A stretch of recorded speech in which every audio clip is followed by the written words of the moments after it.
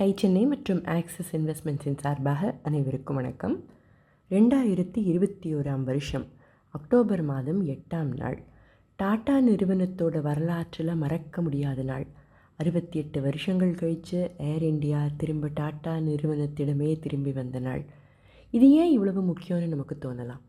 அதுக்கு நாம் பல வருஷங்கள் பின்னோக்கி போய் பார்க்கலாம். சரியா? 1932 வருஷம் அக்டோபர் மாதம் 15ஆம் தேதி கராச்சியிலிருந்து மும்பைக்கு அவர் தொடங்கின டாடா ஏர்லைன்ஸில் பறந்து வந்தார் ஜம்ஷெட்ஜி டாடா. அந்த காலகட்டத்தில் அன்டிவைடட் இந்தியாவாக தானே இருந்தது. 89 வருஷங்களுக்கு முன்னால் இந்தியாவோட விமான போக்குவரத்திற்கு வித்திட்ட முதல் விமான பயணம் இது. ஏர்மெயிலில் தான் தூக்கிட்டு வந்தது இந்த விமானம். கூடவே ஜம்ஷெட்ஜி டாட்டாவும் வந்தார். ஆனால் இது ஒரு மிகப்பெரிய மைல்ஸ்டோன். இந்த டாடா ஏர்லைன்ஸ் தான் 1946 ஏர் இண்டியாவாக பெயர் மாறி இந்திய கொடியை சர்வதேச அளவில் ஆகாசத்தில் பறக்க விடவும் செஞ்சுது. 1948 தான் ஏர் இண்டியாவோட முதல் இன்டர்நேஷ்னல் ஃப்ளைட்டும். மும்பையிலிருந்து லண்டனுக்கு சென்றது இந்த முதல் சர்வதேச விமானம். ஜேஆர்டி டாட்டாவுக்கு ஒரு கனவு இருந்தது. அதாவது உலகத்திலேயே ஏர் இண்டியா தான் மிகச்சிறந்த விமானமாக இருக்கணுங்கிறது அவருடைய விருப்பம்.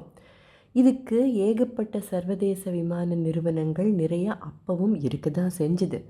ஆனால் ஏர் இண்டியா தான் பெஸ்ட்டாக இருக்கணும் அப்படின்னு அவர் நினச்சதுக்கான காரணம் வேறு. ஒரு தனி மனிதனாக இது தனக்கு ஒரு வெற்றியையும் பேரையும் புகழையும் தேடி கொடுக்கணும் அப்படின்னெல்லாம் அவர் நினச்சிக்கவே இல்லை. ஏர் இண்டியாவை ஒரு விமான நிறுவனம் அப்படிங்கிற எண்ணத்திலேயே அவர் பார்க்கல. அவரை பொறுத்தவரை அது நம்ம நாட்டோட பெருமையை உலகத்துக்கு எடுத்துகிட்டு போகிற ஒரு மிகப்பெரிய வாய்ப்பு. நம்ம நாட்டோட இமேஜை சர்வதேச அளவில் பிரமாதமாக மெயின்டைன் பண்ணணும்னா எப்படியெல்லாம் கவனம் செலுத்தணும் அப்படிங்கிறது தான் அவருடைய ஃபோக்கஸாகவே இருந்தது. ஏர் இண்டியாவோட முதல் இன்டர்நேஷ்னல் ஃப்ளைட்டில் இவரும் பயணப்பட்டார். அந்த விமானத்தில் பயணப்பட்டவங்களுடைய ரியாக்ஷன் எப்படி இருந்ததுங்கிறத கூர்ந்து கவனிச்சுக்கிட்டே வந்தார் ஜம்ஷெட்ஜி டாட்டா. டேக் ஆஃப் ஆனது முதல் இடையில் டிரான்சிட்டுக்காக தரையிறங்கி கடைசியாக லண்டனில் லேண்ட் ஆகும் வரை எந்த விதமான சிக்கலும் இல்லாமல் தன்னோட 2 பக்கங்களிலும் நம்ம நாட்டோட மூவர்ண கொடியை பறக்க விட்டுட்டு கம்பீரமாக பறந்த அந்த மலபார் பிரின்சஸை பார்த்து அவருக்கு பெரிய மகிழ்ச்சி, பெருமை, பூரிப்பு. மலபார் பிரின்சஸ் அதுதான் அந்த ஏர்கிராஃப்டோட பெயர். பங்க்சுவலாக புறப்பட்டது, பங்க்சுவலாக லண்டனுக்கு போயும் சேர்ந்தது. முதல் தடவை மட்டும் அப்படி இருந்தால் போதாதே, ஏர் இண்டியாவை ஒரு மிகச்சிறந்த ஏர்லைனாக ஆக்கணும், மிகச்சிறந்த கஸ்டமர் சர்வீஸ் கொடுக்கணும் அப்படிங்கிறது தானே ஜம்ஷெட்ஜி டாட்டாவோட ஆசை. இதுவே ஒரு ஒப்சஷனாகவும் அவருக்கு இருந்தது. இதில் பயணப்படுறவங்களுக்கு எந்த விதமான குறைகளும் இருக்கவே கூடாது. உலகத்தில் மிக சேஃபாகவும் பங்க்சுவலாகவும் இருக்கிற ஏர்லைன் ஏர் இண்டியாவாக தான் இருக்கணும். உணவு மற்றும் எல்லா சேவைகளும் பர்ஃபெக்டாக இருக்கணும். இதெல்லாம் அவர் ஏற்படுத்தின ஸ்டாண்டர்ட்ஸ். இவற்றை மனசில் வச்சுக்கிட்டு செயல்பட்டதால் 1949களிலேயே டாட்டாவோட கனவு நிஜமாக தொடங்கியது. இதே வருஷம் மே மாதம் 7ஆம் தேதி அப்போதைய பிரதமராக இருந்த பண்டிட் ஜவஹர்லால் நேரு ஜேஆர்டி டாட்டாவுக்கு ஏர் இண்டியாவோட குவாலிட்டியை பாராட்டி இந்தியாவோட பெருமையை உலகுக்கு பறைசாற்றிய பெருமை ஏர் இண்டியாவுக்கு நிறைய உண்டு அப்படின்னு ஒரு லெட்டர் கூட எழுதினாராம். இந்த காலகட்டத்தில் ஏர் இண்டியா அப்படின்னா பங்க்சுவாலிட்டிக்கு பெயர் போனதுன்னு பேசப்படுற அளவுக்கு பர்ஃபெக்ட் டைமிங்னா பாருங்கள்.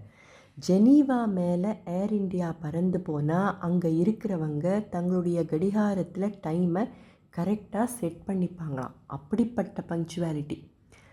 ஏர் இண்டியாவோட ஆரம்ப நாட்களில் 2 வாரத்துக்கு ஒரு தடவை ஜம்ஷெட்ஜி டாட்டா விமானங்களில் பயணிப்பாராம். எதுக்கு? ஹை ஸ்டாண்டர்ட்ஸ் தொடர்ந்து இருக்கான்னு பார்க்க. இது எந்த அளவுக்குன்னா இவர் வராருனாலே பைலட்ஸ் எல்லாம் தயங்குவாங்களாம். ஒரு முறை ஒரு பைலட் கிட்ட விமானத்தோட கிரவுண்ட் ஸ்பீடு என்னன்னு இவர் கேட்க அந்த பைலட் 145 மைல்ஸ்/ஹவர் அப்படின்னு சொல்லியிருக்கார். ஏனோ ஜம்ஷெட்ஜி டாட்டாக்கு ஒரு சந்தேகம். உடனே தன்னோட வகையில் கணக்கு பண்ணி 145.5 மைல்ஸ் பர் ஹவர் அப்படின்னு அக்யூரேட்டாக சொல்லியிருக்கார். 0.5 மைல்ஸ் தானேன்னு தோணலாம். ஆனால் பங்க்சுவலாக லேண்ட் ஆகணும்னா இந்த கேல்குலேஷன்ஸ் ரொம்ப முக்கியம். ஸோ பைலட்ஸ் அலர்ட்டாக இருக்கணுங்கிறது அவருடைய கருத்து. அவர் ஏர் இண்டியா ஃப்ளைட்டில் செஞ்ச ஒவ்வொரு பயணத்துக்கு அப்புறமும் மேனேஜ்மெண்ட்டுக்கு ப்ளூ நோட்ஸ் அப்படின்னு அனுப்புவாராம். அது என்ன ப்ளூ நோட்ஸ், என்ன எழுதுவர்? ஒவ்வொரு ஃப்ளைட்டுக்கு அப்புறமும் பெருசாக எழுத என்ன இருந்துட்டு போகுது? இதை தெரிஞ்சுக்க அடுத்த பகுதி வரை வெயிட் பண்ணுவோமா? சுயநலமே இல்லாத பொதுநலம், நாட்டோட நலம், இவற்றின் மேலே அதிகம் கவனம் செலுத்தின ஜம்ஷெட்ஜி டாட்டாவோட வாழ்க்கை சம்பவங்கள் படிக்கிறவங்க, கேட்குறவங்க எல்லாருக்கும் எப்போதும் ஒரு பெரிய பாடம்தான். கதையை அடுத்த பகுதியில் தொடர்வோம், சரியா? அதுவரை டை சென்னை மற்றும் ஆக்சிஸ் இன்வெஸ்ட்மெண்ட்ஸின் சார்பாக அனைவருக்கும் வணக்கம்.